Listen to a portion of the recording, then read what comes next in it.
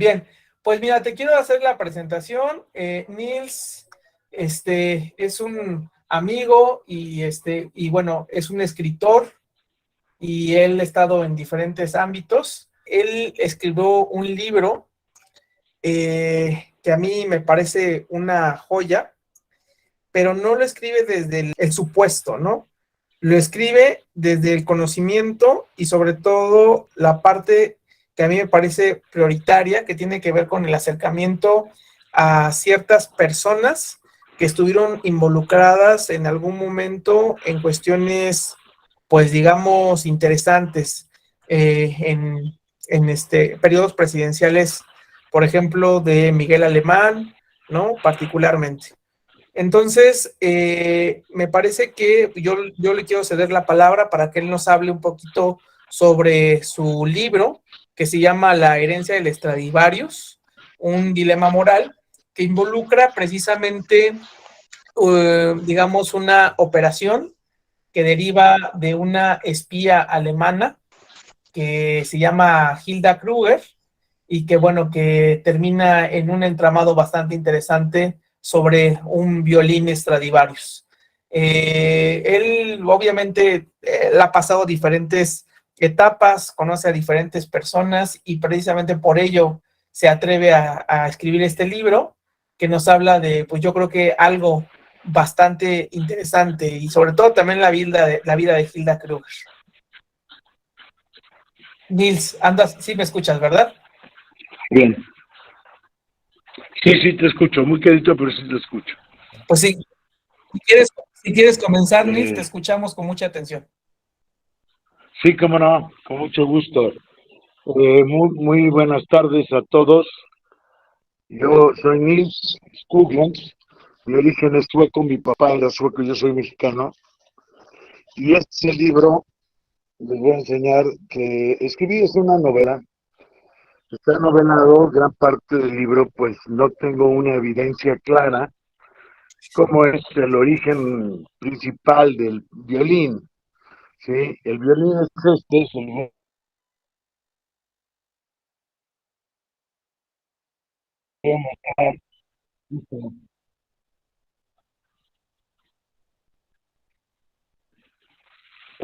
un violín que me llevó a esta investigación, entre unas cosas y otras, unas que me enteré de primera mano y otras que tuve que investigar.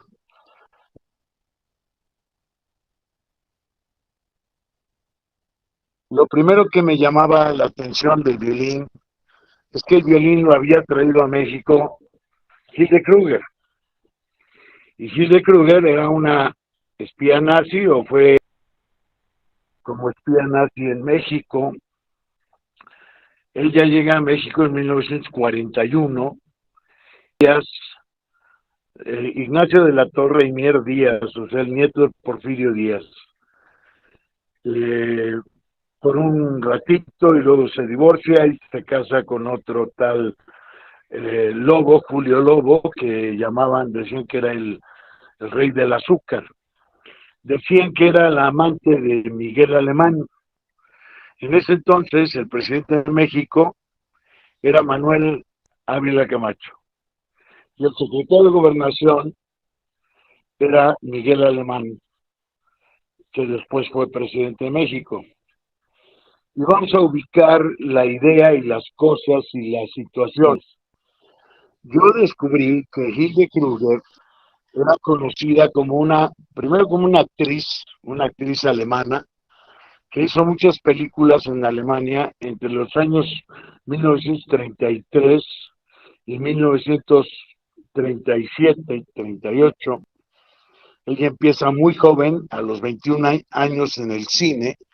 En 1935, si ustedes quieren apuntar, porque son las cosas que yo creo que son interesantes, si buscan en YouTube, la película se llama Stradivari, por Hilde Kruger, 1935.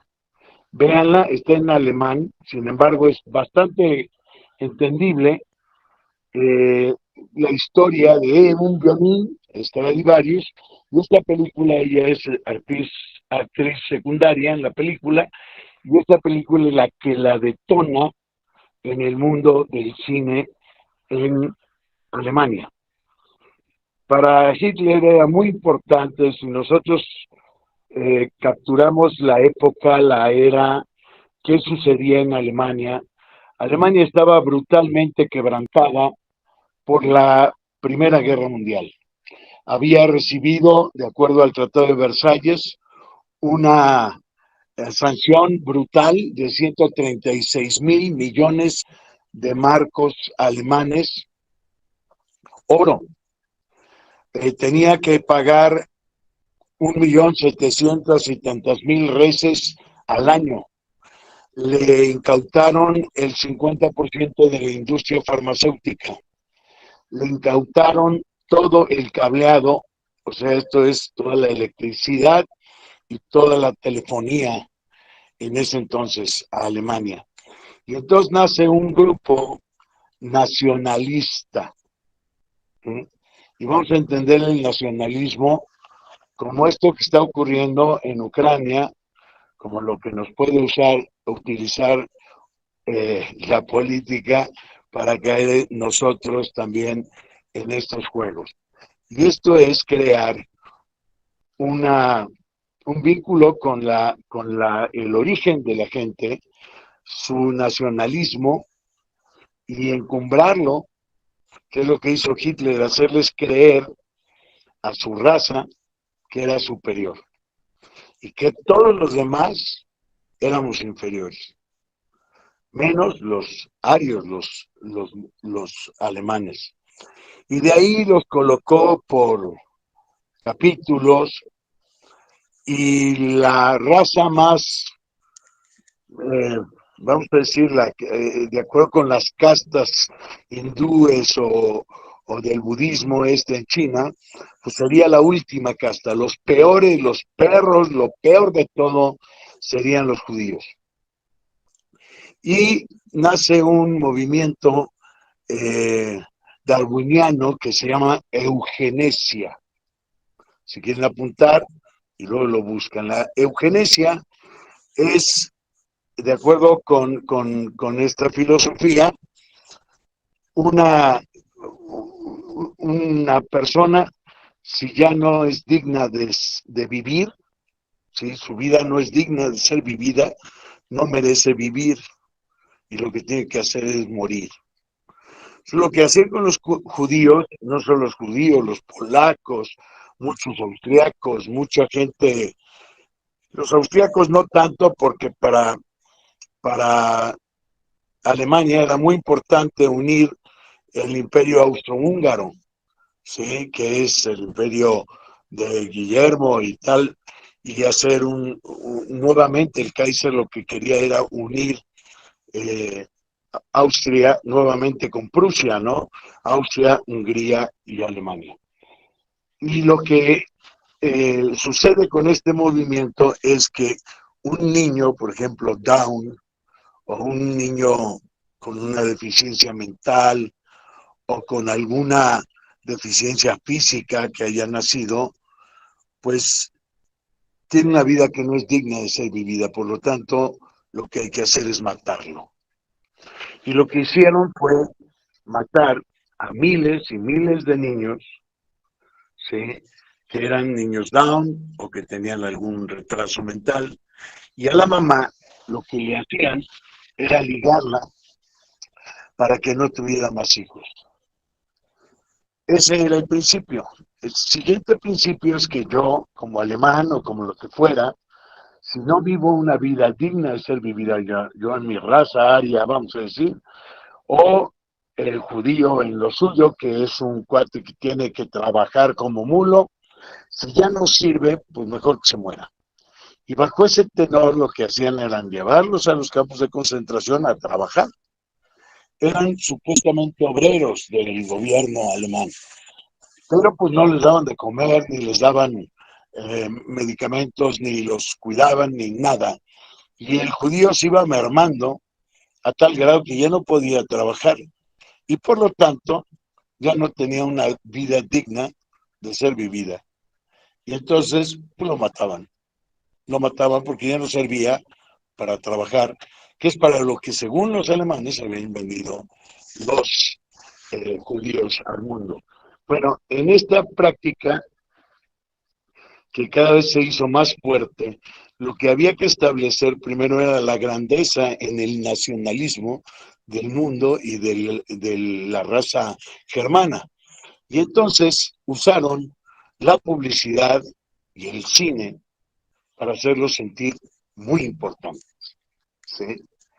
Esta situación lo que logró, lo que hizo, es que había dos personajes fundamentales utilizados por Goebbels, que era el arquitecto de toda esta campaña publicitaria.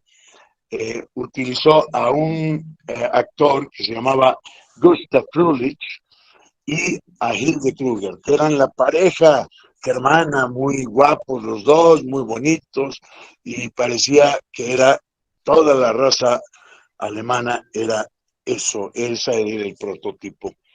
Pero Hilde Kruger resulta que era hija de Walter Kruger, y Walter Kruger era el que entrenaba a las guardias de la SS, o sea, lo más selecto del ejército alemán, donde salían los generales y tal. Y su hermano, Friedrich Wilhelm Kruger, sí, era la guardia personal de Hitler. Al principio, el mundo alabó incluso a pues la actitud de Hitler, ¿no? Y mucha gente europea se sentía parte de ese mundo ario y de la raza perfecta y superior. Y nace este movimiento nacional socialista. Nace.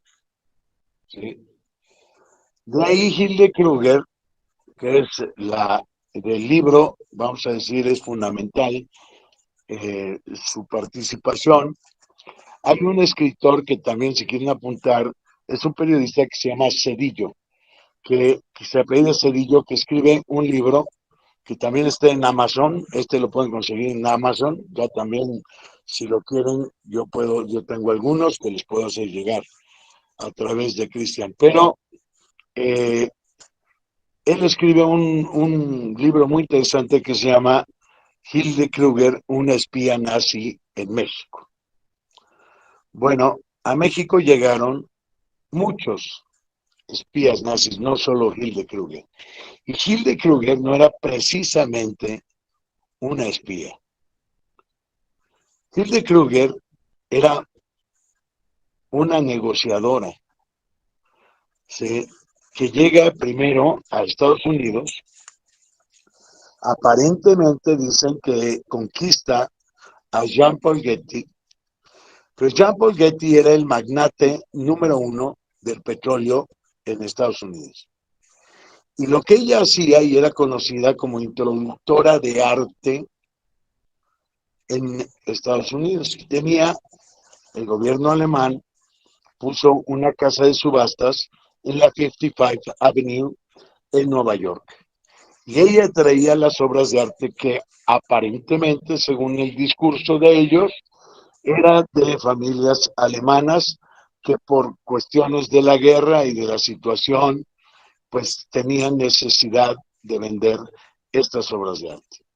Pero la verdad es que ahí se vendían todas las obras de arte que Hitler saqueó de Polonia, de Austria, de Holanda, de Francia, de la misma Alemania, no solo de las familias judías, sino de las familias polacas o húngaras o de las familias holandesas.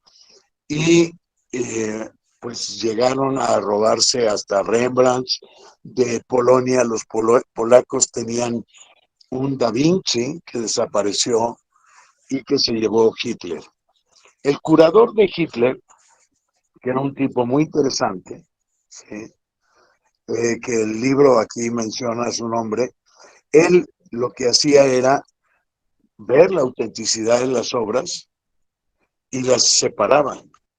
Cuando él muere, encuentran 1.500 obras de arte en su casa, de esos saqueos que hizo Alemania, que supuestamente era un botín de guerra, ¿sí? Y las obras más importantes se las mandaba a Hitler. Y las otras las vendían en América.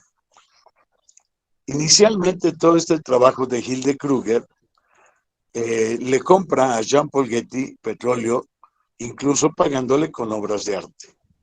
Existe en Malibú, en California, un centro que se llama Jean-Paul Getty Center, que también sería muy interesante si pudieran entrar.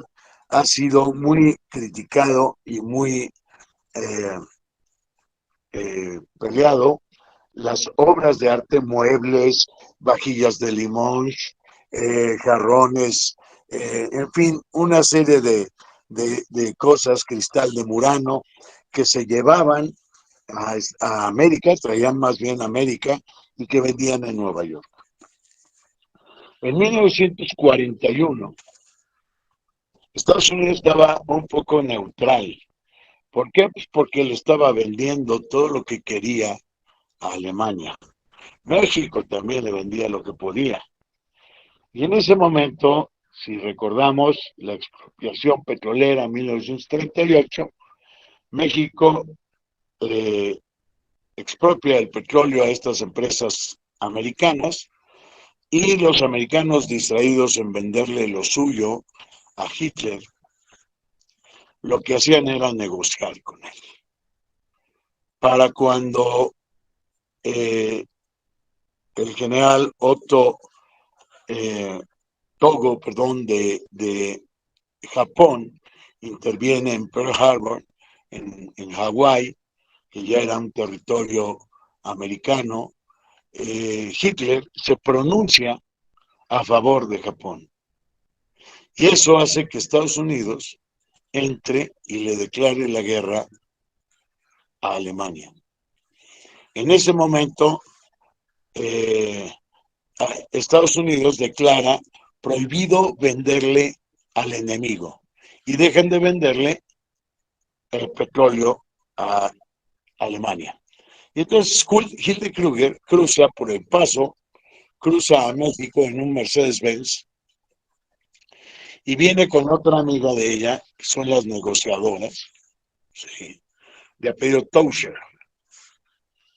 Y estas dos mujeres llegan a México y a través del general Beteta contactan a Miguel Alemán. Eran dos mujeres exuberantemente hermosas, guapísimas, la pueden buscar en internet, y ella empieza a relacionarse con Miguel Alemán. Pero la relación real que había, si había un romance, pues pudiera haber sido, pero la relación exacta era comprar petróleo a México. Y México le empieza a vender petróleo a Alemania. Estados Unidos, México, para que no le venda,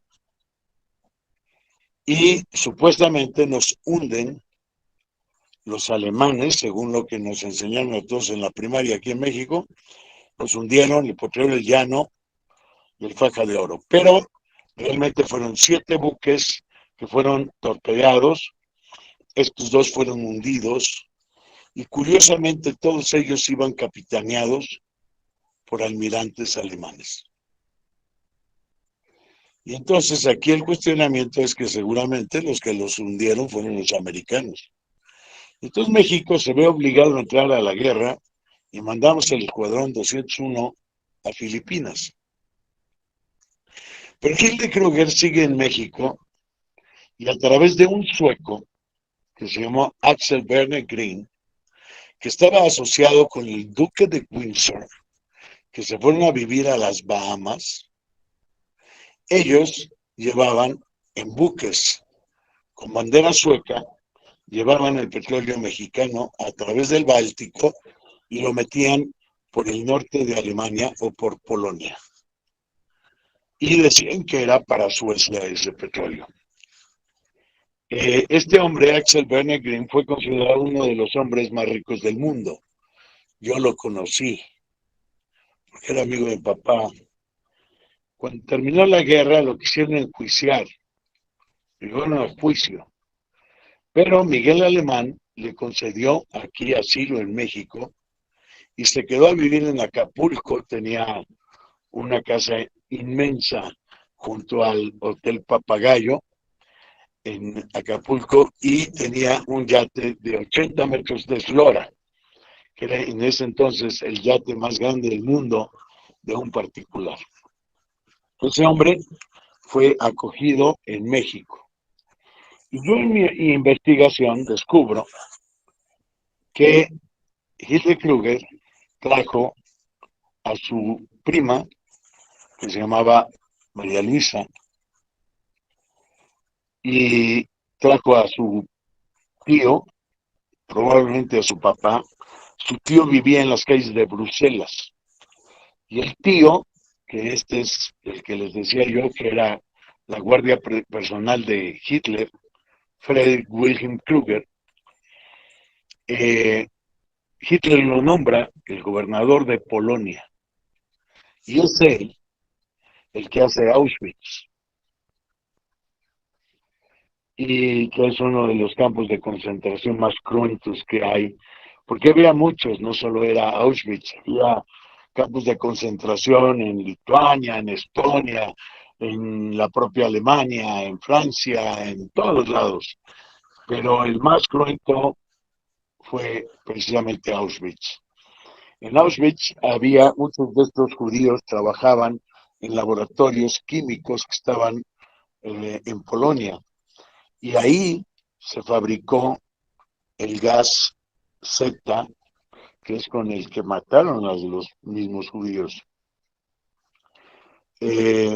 La historia es verdaderamente aplastante cuando uno empieza a hurgar, porque hay mentiras que se ocultan, hay muchas mentiras en la historia, pero cuando uno realmente rasca en la historia es muy poderosa para decirnos realmente cuál es la verdad.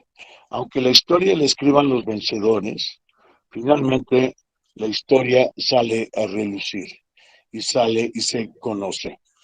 Eh, el violín, que bueno, ya les fue construido en 1723. O sea, el próximo año va a cumplir 300 años. ¿Sí?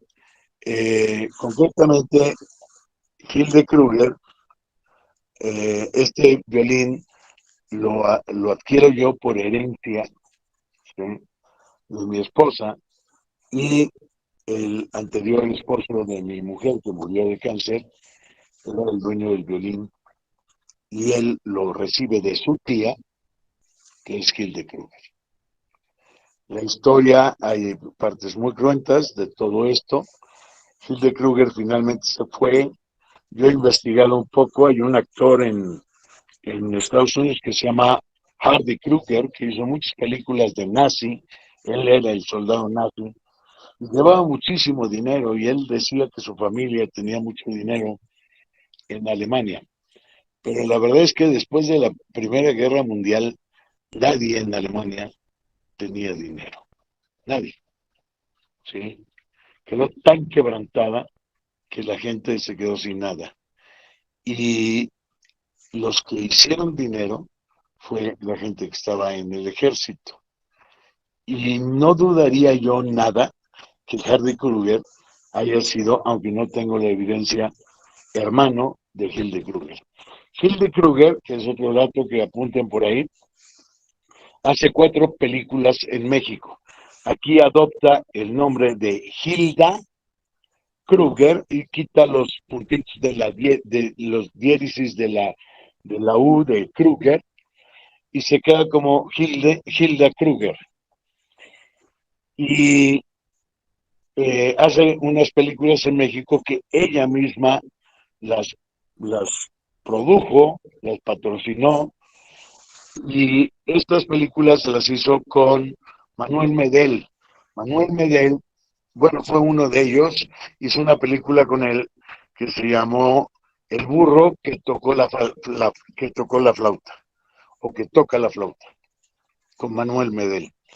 Y Manuel Medel, para que lo ubiquen, era la pareja originalmente de Cantinflas, y finalmente hizo estas películas Hilde Kruger, y después de hacer estas películas, que las empieza a hacer en 1945, una vez que termina la guerra, ella se va de México y se va a Nueva York eh, con el apoyo de Julio,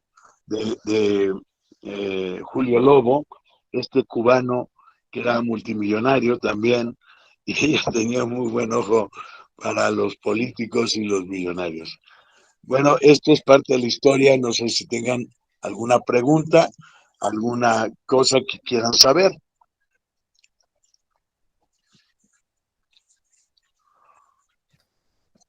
Pues yo sí tengo preguntas. Ya, si mis alumnos se van animando a realizar más preguntas, estaría súper bien. Pero sí, yo sí tengo algunas preguntas. Va en relación a Hilda Kruger y también a su padre.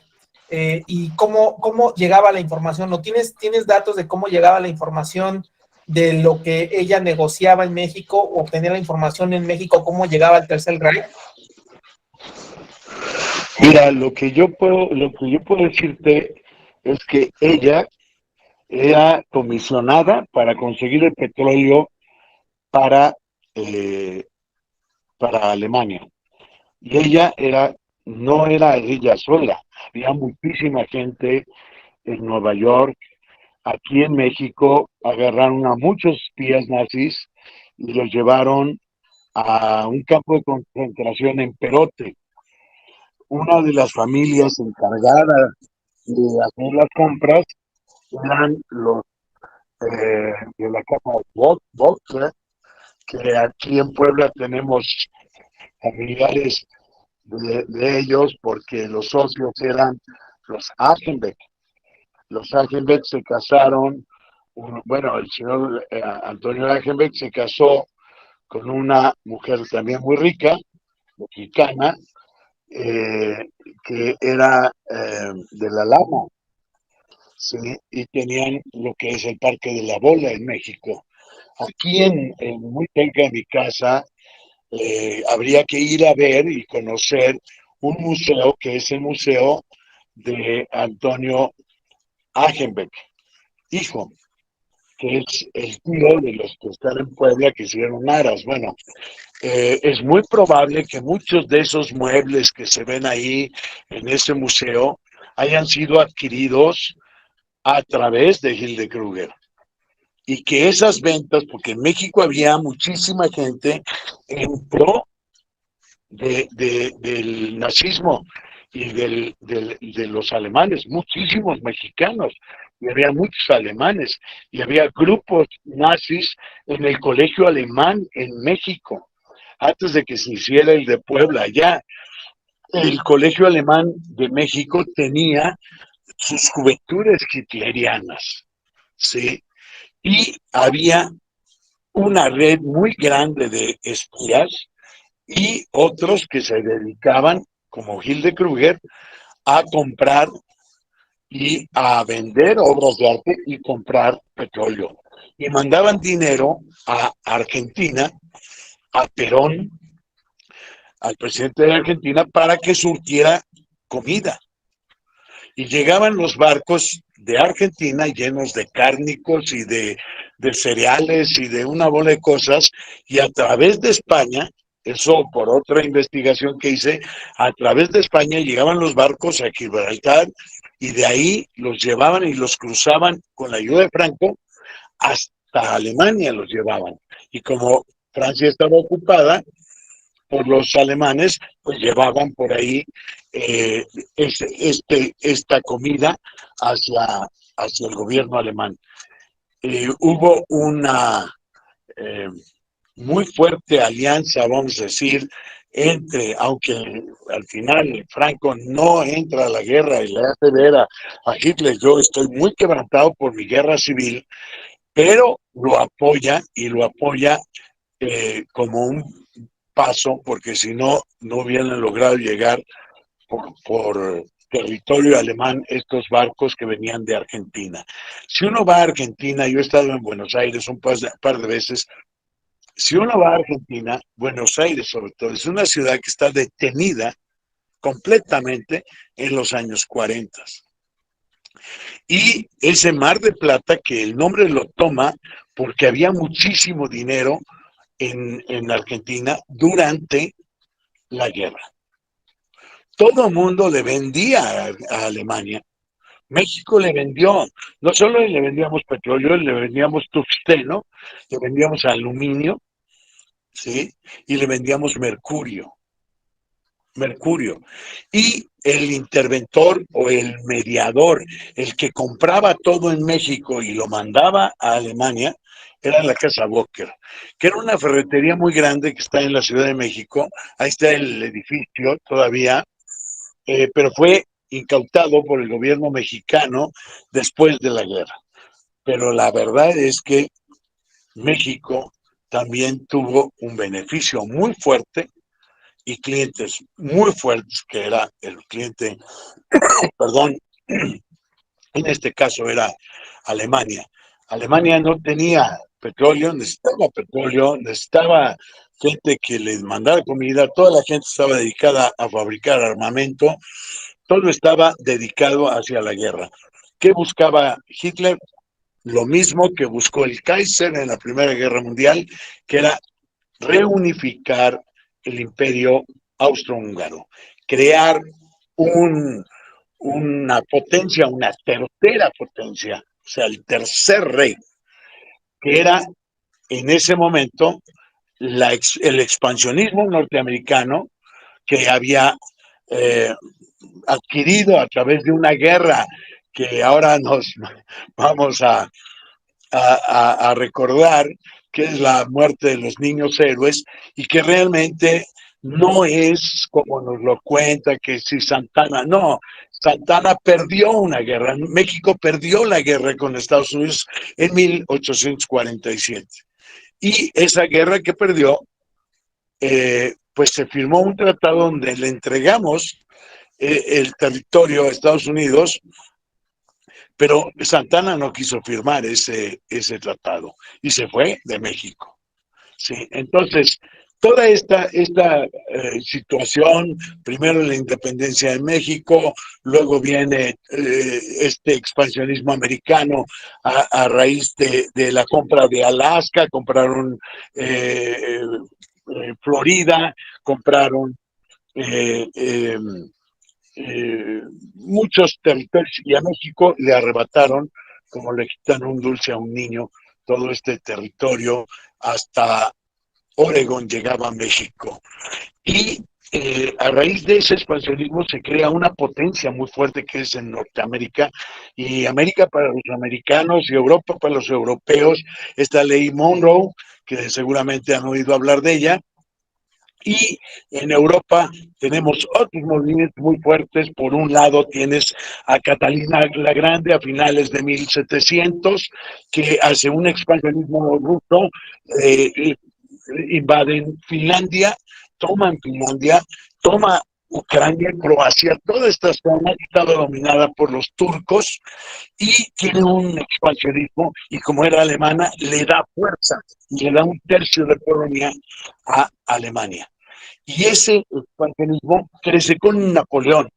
Y después de Napoleón viene la revolución rusa, y viene el comunismo, y viene la Unión de Repúblicas Soviéticas Socialistas. Entonces, estas dos grandes potencias, que son en América, Estados Unidos, y en Europa, la URSS, hacen que Alemania diga, pues aquí está mi dedo y vamos a reunirnos, ¿sí? Y a tomar Prusia.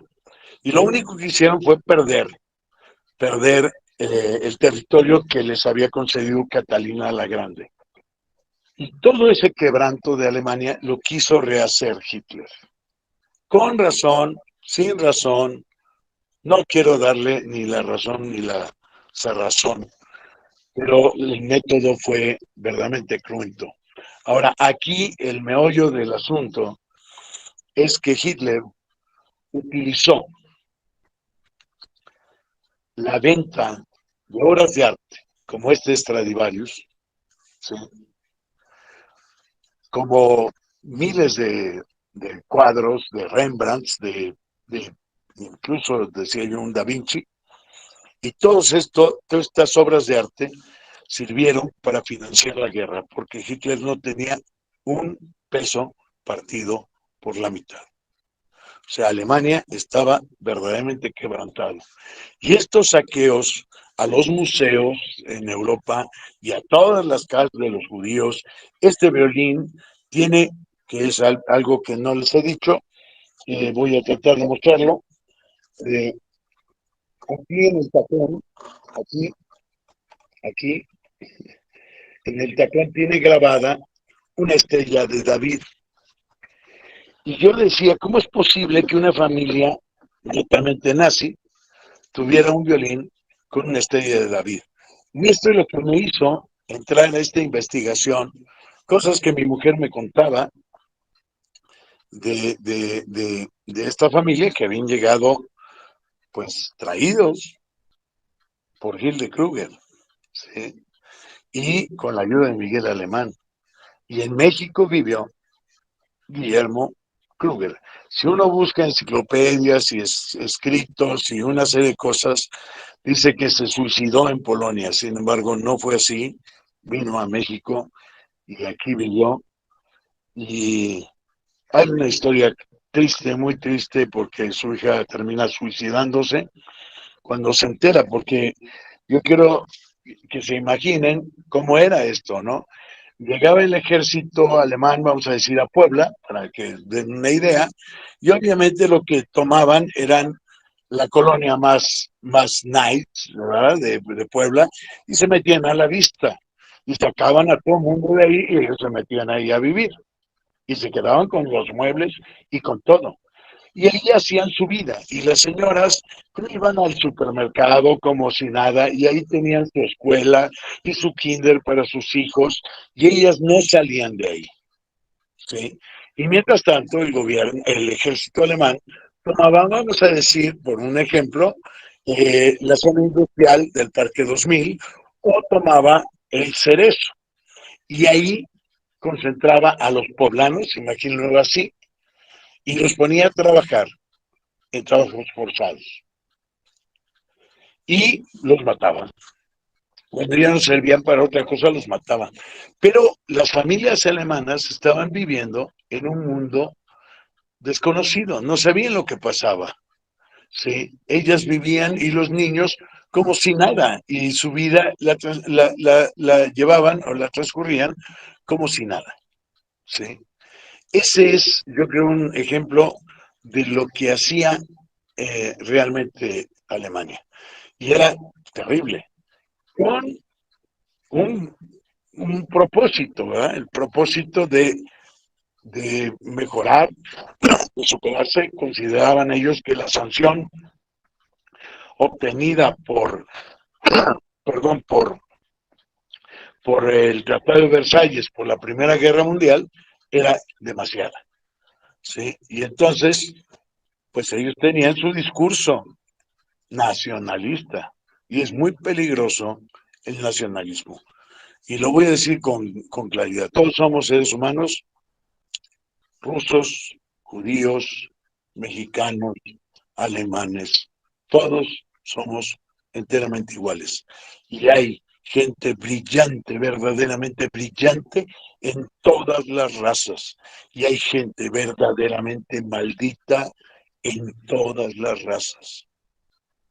Esto no es una distinción, pero en cierta forma el nacionalismo es muy racial, muy localista, y eso es muy peligroso. Eso yo creo que es muy peligroso. Tenemos que entender que somos un mundo más global, somos un mundo entero, y ese mundo entero, ¿sí? Tiene que aprender a vivir en hermandad. Las religiones nos han separado, ¿sí? Eh, Sobre todo el radicalismo, ¿no? El radicalismo budista o el radicalismo del sionismo o el radicalismo de los musulmanes, de ISIS y estas. Esos radicalismos no son buenos para una sociedad, es mi opinión. Y bueno, no sé si tengan otra pregunta, Cristian. A ver, chicos, chicas, ¿alguna pregunta que tengan relativo a Gila Kruger, al violín, a cómo obtuvo la información, a este entramado? A ver, ¿alguien que quiera preguntar? No se cobra por preguntar.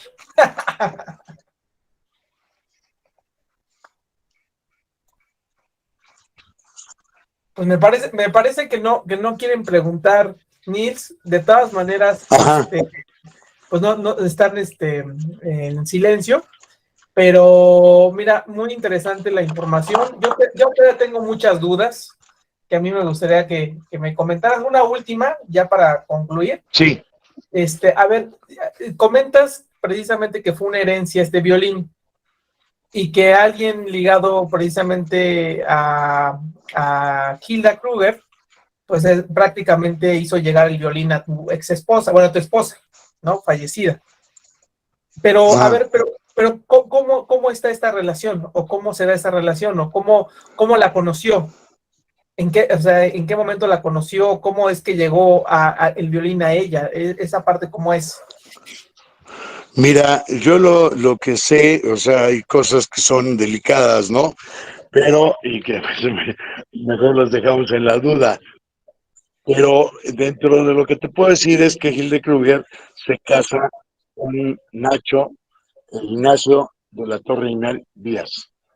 Dura muy poco. Ella lo que buscaba era nacionalizarse mexicana para poder desenvolverse mejor y se casó con él. Y este Nacho de la Torre Díaz era primo hermano de la mamá de mi esposa. ¿Sí? Entonces, ahí viene una relación entre la familia Kruger y la familia de mi esposa. ¿Sí? Desde que ella era muy niña, los conoció. Y se hizo novia primero pues del sobrino de Hilde Kruger. Y este violín, ella se lo dio a su sobrino, se lo regaló, se lo dio. Ella lo trató de vender seguramente. Y hay que pensar algo importante. Los violines Stradivarius eran caros, pero costaban a lo mejor $10,000 o una cosa así. No eran lo que hoy es, ¿no? Porque hoy un violín de estos puede costar $5 millones o $4 millones. Se ha especulado mucho en ello. En ese entonces no, y sobre todo en el siglo XIX, pues estos violines eran muy reconocidos, pero tampoco eran tan caros. O sea, si costaban $1,500 o $1,000 el equivalente. ¿Qué sucedió? Que se detonaron a partir de la Segunda Guerra Mundial, o más bien fíjate, hubo un momento especial en China. Hay una película por ahí donde Mao Zedong aborrecía la música, toda la cultura occidental. Y entonces Mao Zedong manda a destruir todos los instrumentos que tuvieran que ver con la música occidental, o sea, con Europa. Y empieza a destruir los violines, a quemarlos. Y le dice, oye, no los quemes, te damos $1,000,000 por cada uno. Y ahí es donde empieza a detonarse el valor de estos violines. ¿Sí? Pero para financiar la guerra, pues era muy bueno vender todo esto. Muy probablemente este violín no adquirió un buen cliente, primero porque Hilde pudo haberlo conservado, porque la primera película que la lanza ella al estrellato se llama Stradivari. Entonces ella pudo haber dicho, este me lo quedo. Y el otro es que no lo haya podido vender porque era un violín caro para un niño, porque era un violín de tamaño medio, ¿sí? Y entonces decide quedárselo o se lo regala a su sobrino. Desde luego, Hilde Kruger, pues la evidencia que tengo es que era una mujer sumamente rica, ¿sí? Y el sobrino de ella, que ya nació en México, este, él pues se casó con la que fue mi esposa, duraron 12 años de casados y después él, a los 5 o 6 años de casados, le dio cáncer y murió.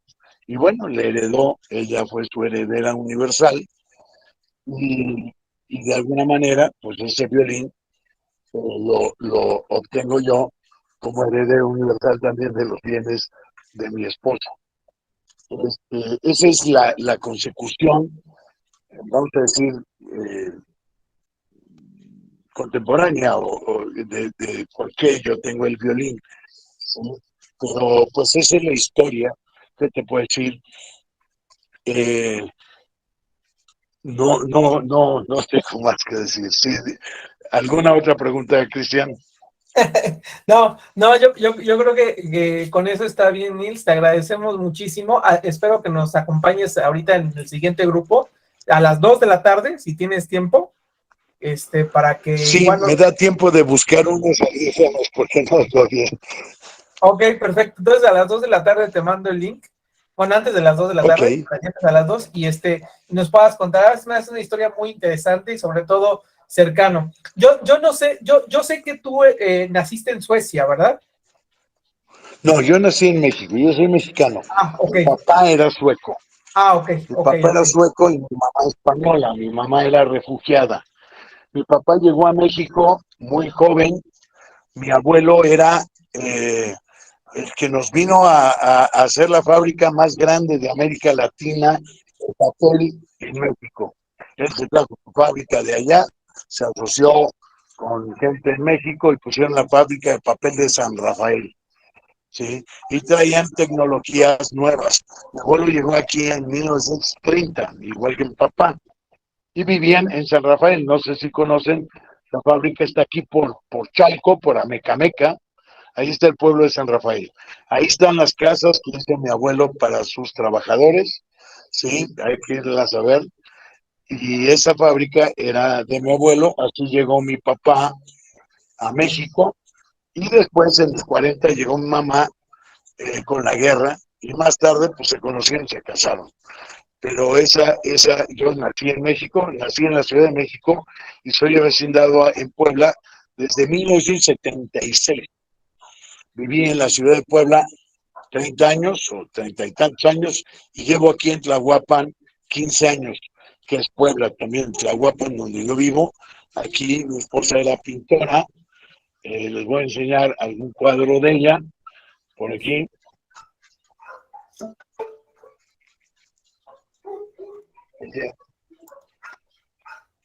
Y era una de las pintoras más importantes, yo creo, contemporáneas en México. Trascendió muchísimo en el arte.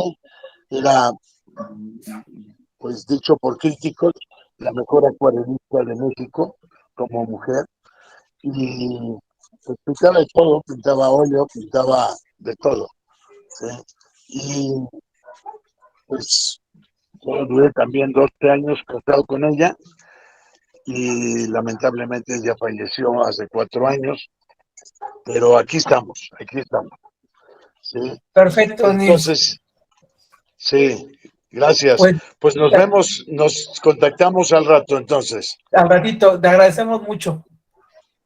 No hay nada que agradecer. Gracias. Estamos bien al ratito, cuídate. Adiós. Sí.